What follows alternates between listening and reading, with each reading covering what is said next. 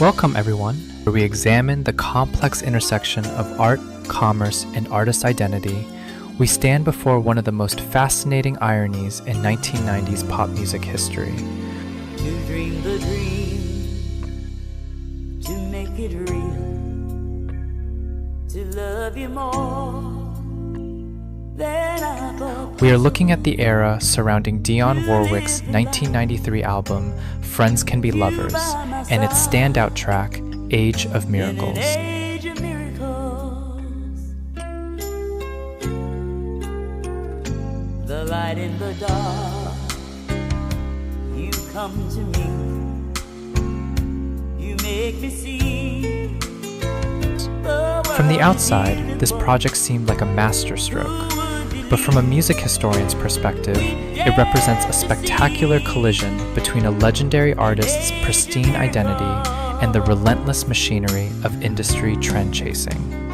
By 1993, the musical landscape was entirely dominated by the heavy, syncopated beats of New Jack Swing and contemporary R&B. Clive Davis, the formidable head of Arista Records, orchestrated a grand strategy to modernize Warwick's elegant, cosmopolitan sound.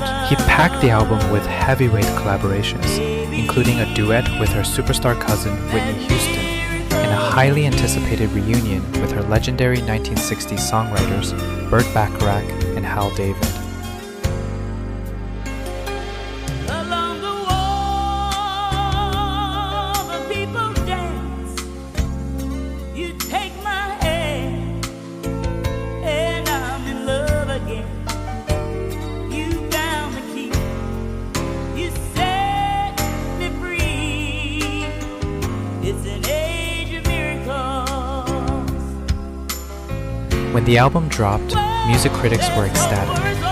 Prominent pop columnists such as AllMusic's Bill Carpenter lauded it as the best produced, finest vocal performance of her entire Arista era. He specifically crowned the track Age of Miracles as a flawless Dionne-esque pop anthem, praising it as a brilliant fusion of her classic vocal phrasing with a modern, synthesized 90s groove.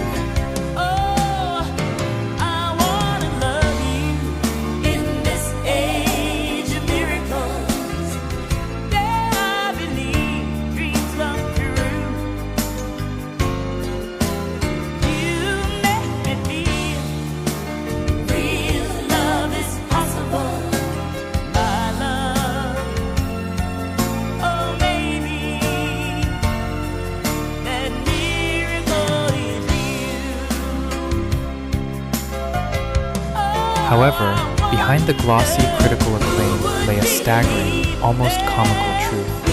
The artist herself was absolutely miserable.